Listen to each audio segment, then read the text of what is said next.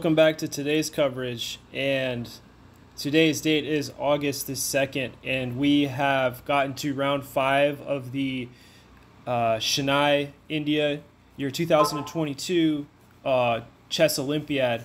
And guys, so just another update here. I know if you guys have watched other previous videos, which you should check out, by the way, guys, check them out and look at what we've talked about. There's so much exciting stuff going on. Our team is doing so well. We're really just doing better as the tournament goes on. There's still about 6 more rounds to go, so everyone's about halfway through the tournament now. The entire world is there. So is ISV Chess, guys. And guess what? We got a win in the 5th round against a country called Palau. And we won 2.5 to 1, thanks to another sensational win, I guess, by Connor. Wow. So, guys, Connor has now beaten 2 titled players. I mean, this is just scary good. I can't wait to meet him and congratulate him. Like I said in the previous video, everyone. Justin got a draw, went half and half against someone rated over 1,700, which is a really good result. I mean, that's somebody 200 rating points more, which is a great accomplishment. Justin got another win, which is good. Nyan got his first win as well, like we talked about in the previous video, guys. You know, we said it and it happened, so that's what's up. Congratulations to Nyan. David, keep working. Michael, keep working. Everything's nice, right? The team's doing well. Okay, so we beat a country in the 5th round, and that's excellent, 2.5 to 1. Next round, we have Kuwait. In the next round, we have a hard opponent. They're pretty tough. We're going up on the board. So we were at board 175, and now we're going up, making our way down towards the lower hundreds, which means that we're going up in rank, which is awesome. Guys, the higher we rank in this tournament, the more higher we'll be ranked in the world. So that's what's up, right? We want to fight for places within like the 100, you know, that's really what we're shooting for. And again, the higher we finish, the better we're ranked, the better we look. Not just fanatically, guys, but I mean, it means a lot because it shows that we're putting in the effort and we're getting results because we actually have good and better chess players, right? We do have strong chess players. I mean, who else is beating, you know, candidates masters and FIDE masters when we said we could, when they told us that we couldn't beat anybody, right? So this is what's going on, and it's very nice, very pleasing to see from this side. So check that out, guys. Go and check out the rounds, see how everybody did. And here we have a game that I want to present now from the Spring Festival that we had at ISV, U.S. Virgin Islands Chess Federation FIDE rated tournament, international tournament with the Puerto Ricans that we had. That was a festival, ISV versus Puerto Rico. That was really cool. It wasn't like a team tournament, but it was an individual tournament, and it was really nice. We all got to play each other. FIDE rated games, classical chess. Guys, this is a game from that tournament. In round 3, I had the black pieces facing off against Anthony.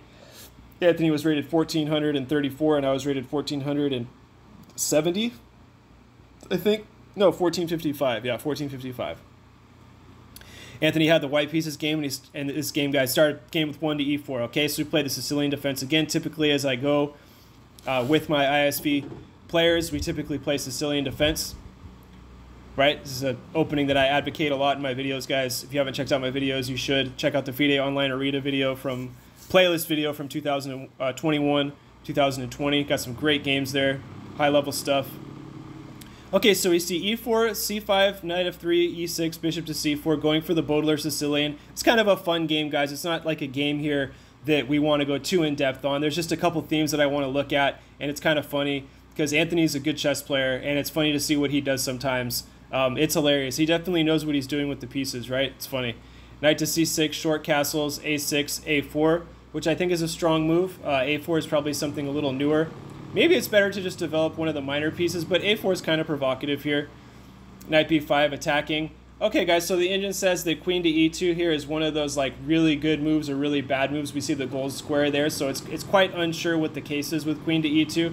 Perhaps it was just best to maybe drop the bishop back to e2 or a2 square and life can go on. That would probably be best. But instead, anyways, queen to e2, and we see now that white has good development after knight to f6. Well, the queen side is still undeveloped, but the pawns are good. The queen's on a good square. Anthony did not take on c5. Instead, rook to e1 was played. I played bishop to e7 and d4. C captures on d4, opening up the center. Knight takes on d4 and e5. Anthony wanted to go back to f3. It turns out c3 is also a good square, but f3 is a little more sharper. So this is a good line. d6, black has a backwards pawn now with this d6 pawn here in the center of the board, guys. d5. Maybe d5 should have been considered again. That's kind of like an iffy move for the engine, but the engine really likes this move, bishop d6, now getting an attack on the c4 queen.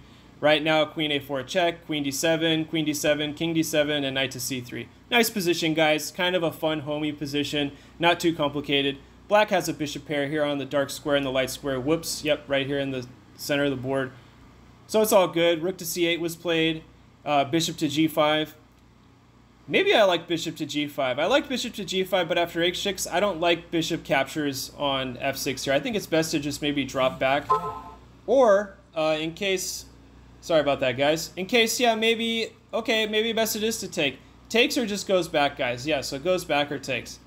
Okay, the engine really likes takes, so I'm wrong. Okay, bishop f6. You learn something new every day. Rook from a to d1 played by Anthony. g5, knight d5, bishop d5, rook takes d5, and that allows for rook to c2, right? So that was a really quick overview of this game. I know that happened really quickly. Let's go over it again nice and slow. I saw this tactic after he swung his rook to that file where the king is now located and there's progress there on the d file, right? I noticed that after, you know, he jumped in with that pony to d5. I noticed that if I captured here, and I calculated, right, the line where if I capture and then he captures with either the pawn or the rook, the c2 pawn is still hanging, and I think this is a pretty decent position now for black. I really do. Here it takes, right, rook to c8 again, and play can continue. Okay, it's a little virtual analysis, guys. That didn't happen in the game. We wanted to go over it. This was the line played in the game now. Rook captures on c2, and now doubling up on the d file, rook from e to d1. Rook to c6, now having to defend, guys, the only move, or else, let's just say we play a random move in this position, guys, like, oops, we take here, check, and, yeah, white is easily having a good time. White should be winning. Yep, pick up the bishop there, life is good, white wins. Okay, so instead, dropping back to c6, and now, guys, a nice little theme that we want to talk about here in this video. We're going to try to get it done in 10 minutes here, guys, so you guys can go have dinner and eat lunch or have breakfast or whatever the case is, take a shower, brush your teeth, do what you got to do. Knight captures on e5 with check, bishop captures on e5, rook captures, and now Anthony noticed that we cannot capture back here. So Anthony is evening out the position, and it's funny how he did that. So he recognized this tactic. You can capture here, and you're not really giving up a piece, but you're winning the pawn back, right? So in this position, black has 7 pawns, ergo white goes for this captures. It's a temporary sacrifice. It's not really a sacrifice, but it's really just like winning a pawn back. So kudos to Anthony for finding this. That was excellent. Really cool tactic. I really like going over these games and sharing them with you guys as well as going over with them on my own time. b4, rook takes on d5, rook takes on d5, rook c1 check. King f2, rook b1, and rook to d4. Okay, so I was looking over the check here. Rook c7, king g3, king e6, f4, gf4, king f4, rook g2, h4, rook f2, king d3, rook h2, rook swings over. Now king has to go back, guys, because I got to defend this this pawn here on b7. King to f4 played by my opponent Anthony. Rook takes, so just having to drop another pawn here, just kind of suffering. Maybe just not in time there with the king on the king side and the rook going after those h-pawns. Rook b5, king f3, king e6. And after king f4 and d5, Anthony had enough in this position, guys. White went ahead and resigned, and that was enough. I still had a pretty decent amount of time left on my clock. I think I had about 20 minutes or something like that from what I remember, but it was a good game. So one line goes like this. There's really nothing too much to do in this position. If you go for a line like this with takes, takes, well, then there's takes here. And black just has these 2 pawns. I mean, yeah, you push the h-pawn. Black's forced to go backwards. Now I'm just, you know, gobbling up these pawns, and you know, after all this, after all is said and done, black can end up in this position, and we can stop here. Guys, that was a 40-move game played by Anthony. I really like that one a lot. I will look over this one over when I want to look over those tactics again and kind of understand what Anthony and I have played a lot of FIDE games. Not a lot, but enough. Kind of like same amount as maybe Justin. Justin, myself, and Anthony have all played a lot of chess together.